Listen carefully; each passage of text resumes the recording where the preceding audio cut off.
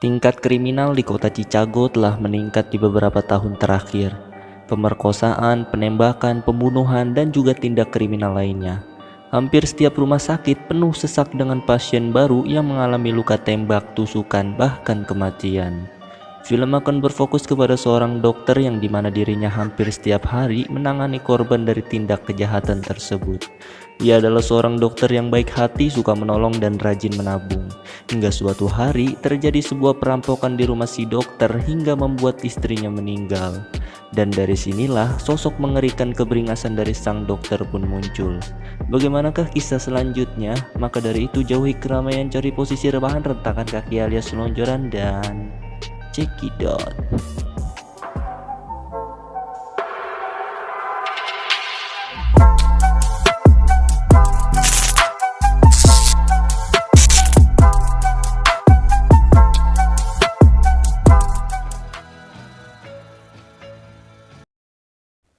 Film ini akan mengisahkan tentang seorang pria yang bernama Paul. Ia merupakan seorang dokter spesialis yang memiliki hidup normal, sekaligus ayah yang memiliki seorang istri dan satu anak perempuan yang masih gadis.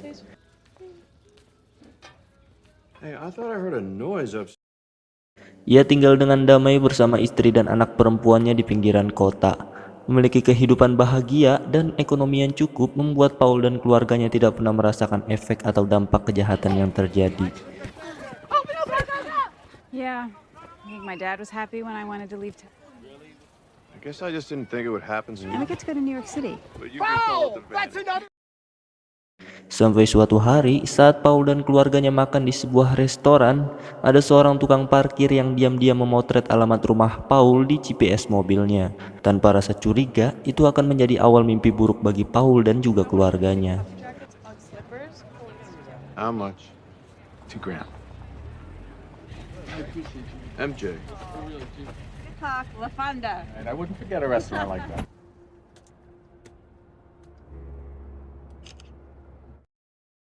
Suatu malam saat istri dan anak Paul pulang, terlihat ada sebuah mobil yang telah terparkir di semak-semak dekat rumah mereka. Saat sang ibu sedang berada di dapur, ia pun melihat jendela dan pintu yang telah terbuka. Melihat hal itu, dia sudah merasa ada sesuatu yang tidak beres, lalu memanggil anaknya untuk turun dari kamarnya. Please come down here, I need it. Dengan melihat ada sebuah jejak kaki di rumahnya, sang ibu pun semakin yakin bahwa ada seseorang yang berada di dalam rumah mereka. Dan tiba-tiba, anaknya yang berada di kamar langsung disekap dan ditodongkan sebuah pistol di kepalanya. Dan ternyata ada 3 orang perampok yang telah masuk ke dalam rumah Paul. Salah satu perampok lalu menyuruh 2 orang temannya untuk mengikat sang anak dan memperingatkan mereka untuk tidak berbuat macam-macam. Dia sendiri akan ikut bersama sang ibu untuk membuka berangkas dan menggasak semua harta yang ada. Then I'm gonna tie you up. Do not hurt her. Oh, that's entirely up to you. Ketika sang ibu sedang memberikan semua hartanya, terlihat di lantai bawah salah satu perampok malah asyik memainkan pistolnya di paha si gadis. Salah satu temannya lantas memperingatkannya hingga terjadi pertengkaran di antara mereka berdua. Melihat hal tersebut, si gadis lalu memanfaatkan situasi, kemudian mengambil pisau dan mencoba melawan mereka berdua. Namun naas, saat si perampok satunya datang, istri dan anak Paul pun ditembak saat itu juga.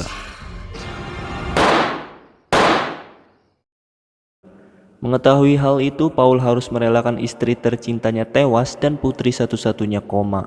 Dengan berat hati, istri Paul pun dikebumikan. It's part of his plan. Well, Setelah selesai pemakaman, Paul pun mengantar ayah mertuanya pulang. the police gotten anywhere?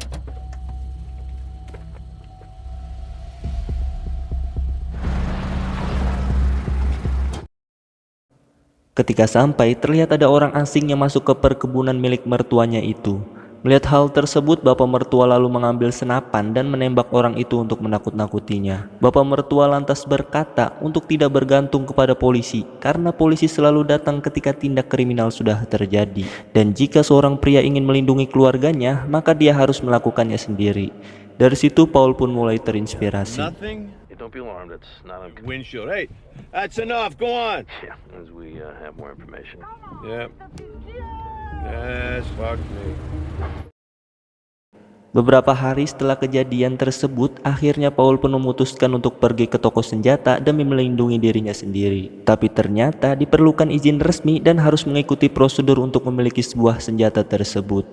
Akhirnya Paul pun memutuskan untuk pergi dari toko senjata itu dan akan kembali lagi nanti. Singkat cerita, malam pun tiba. Saat Paul sedang menangani pelaku kejahatan yang terluka, kemudian ia melihat sebuah pistol milik pasiennya jatuh dari dalam saku pasien tersebut. Paul pun diam-diam menyembunyikan pistol itu untuk kemudian dia simpan. Setelah berada di rumah, Paul lalu belajar menggunakan pistol itu secara otodidak dari sebuah video.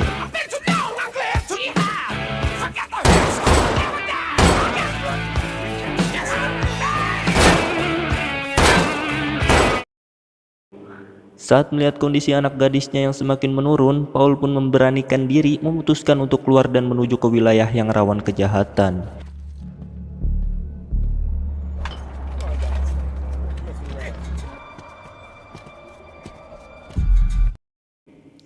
Hingga suatu titik di jalan yang sepi, dia pun melihat pasangan yang tengah dirampok di sana. Melihat hal tersebut, Paul pun meneriaki sang perampok. Dan saat mobil perampok itu melaju ke arahnya, dengan sigap Paul menembak perampok itu hingga mobilnya menabrak di sisi jalan.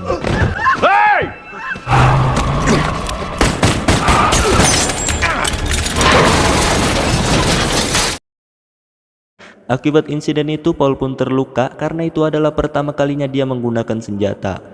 Di sisi lain terlihat ada seorang wanita yang sedang mengabadikan momen saat Paul melawan perampok itu, dan inilah menjadi awal di mana si Paul akan menjadi viral dan membuatnya menjadi seorang pahlawan.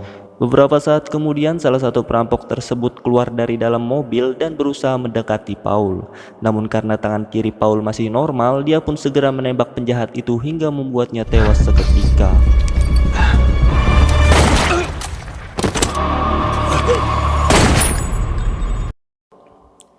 Paul kemudian mendekati penjahat satunya yang masih di dalam mobil. Dengan melihat penjahat yang sedang sakaratul maut tersebut, Paul merasakan sebuah sensasi puas di mana dia berhasil melenyapkan sebagian sampah masyarakat di kotanya. Setelah kejadian tersebut, sang korban pun bersaksi kepada polisi bahwa orang yang menolongnya tiba-tiba datang bagaikan superhero, di mana dia memakai hoodie dan membunuh perampok yang berada di sana.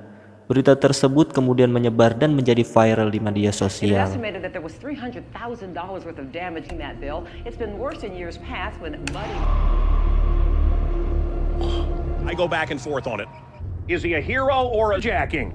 He is a hero. Is he a hero or is he a zero? That power to the Grim Reaper. Yeah, but I don't know on hands. Or is it wrong?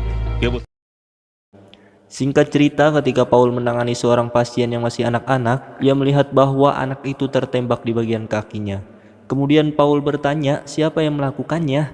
Anak itu pun menjawab bahwa dia ditembak oleh penjual es krim yang berada di wilayahnya. Faktanya, penjual es krim itu sebenarnya mengedarkan narkoba dengan berkedok sebagai penjual es krim. Bermodalkan alamat dari si anak, Paul pun secara terang-terangan datang ke sana dengan kas jaket hoodie-nya. Dan setelah sampai, tanpa ragu, Paul pun langsung menembak penjual es krim itu di siang bolong. Dan hal itu cukup membuat polisi wilayah resah. Show him the picture. You'll see. See that cat? Hey, look. Your last customer. Setelah melihat situasi di lokasi penembakan, dua polisi ini pun menyimpulkan bahwa sampelnya adalah orang yang sama dengan kejadian penembakan waktu itu. Reaper. Yeah. Singkat cerita, saat Paul menangani seorang penjahat yang terluka dan ternyata dia melihat jam tangan istrinya berada di pergelangan tangan orang itu. Di sini Paul kemudian menyadari bahwa orang itu adalah salah satu pelaku pembunuh terhadap istrinya. Setelah memastikan pelaku tadi dinyatakan mati, Paul kemudian mengambil ponsel sang pelaku untuk mencari informasi di mana dia bisa mendapatkan pelaku yang lainnya.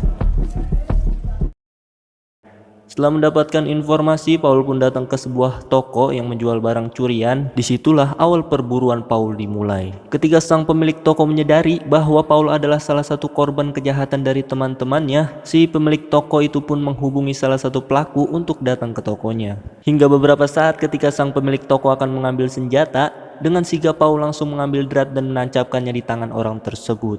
Paul pun menanyakan kepada sang pemilik toko di mana dia menyimpan barang-barang miliknya. Si pemilik toko langsung mengajak Paul ke sebuah ruangan. Dan ya, di sini akhirnya Paul mendapatkan kembali cincin pernikahannya yang dulu telah dirampok. Tapi tiba-tiba salah satu perampok datang ke toko dan berusaha menembak Paul. Namun tembakannya tersebut justru malah mengenai pemilik toko hingga membuatnya tewas. Alhasil tembak-tembakan antara Paul dan pelaku pun tidak bisa terhindar.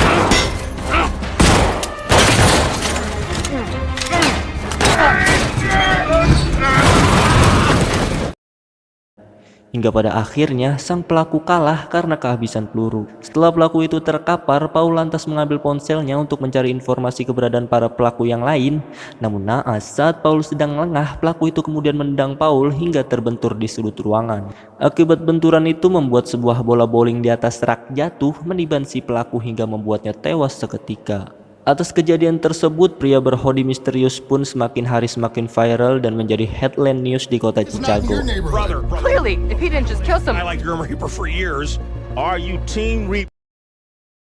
Singkat cerita, dua orang polisi yang menangani kasus Paul kemudian datang ke kantor untuk mengatakan bahwa salah satu kelompok di rumahnya telah tewas dibunuh oleh seseorang. Singkat cerita, Paul mulai melanjutkan aksinya ke sebuah bengkel pelaku kedua yang merupakan seorang mekanik. Faktanya, ia adalah sang pelaku di mana waktu itu menggesek-gesekkan pistol ke paha anak Paul. Tanpa banyak cincong, Paul langsung memukul kemaluan si pelaku menggunakan kunci Inggris hingga pingsan.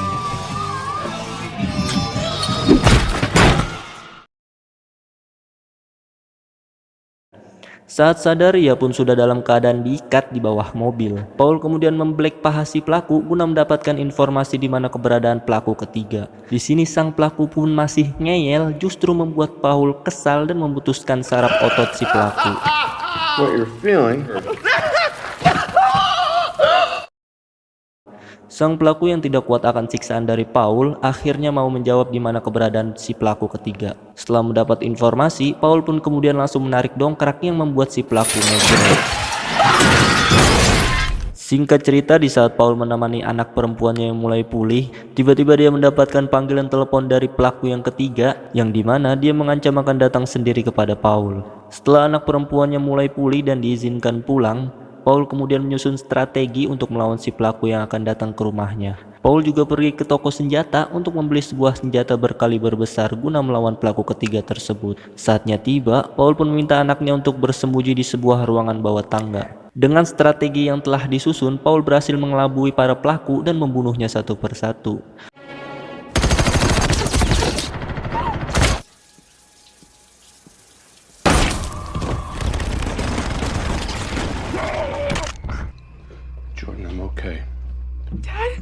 Namun naas, ketika Paul ingin mencari pelaku yang lain, ia pun tidak mengetahui bahwa pelaku yang ia cari berada tepat di belakangnya. Dan tanpa ragu, si pelaku langsung menembak Paul hingga terduduk.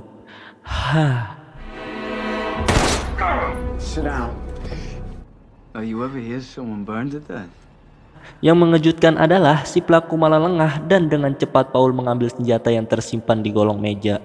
Dan pelaku pun diberedet habis oleh Paul.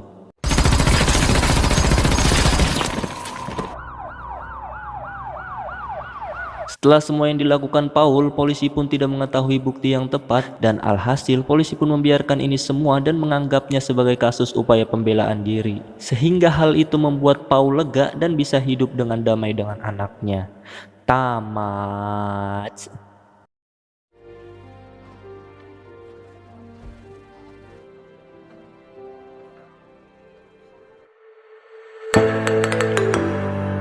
Pelajaran yang dapat kita ambil dari film ini adalah seorang ayah akan menjadi lebih jahat dari penjahat apabila ada orang yang berani mengusik keluarganya, dan seorang ayah akan melakukan apa saja demi melindungi orang yang ia cintai. Terima kasih sudah menonton video ini. Jangan lupa subscribe, like, and comment. Sampai jumpa di video selanjutnya. Bye bye.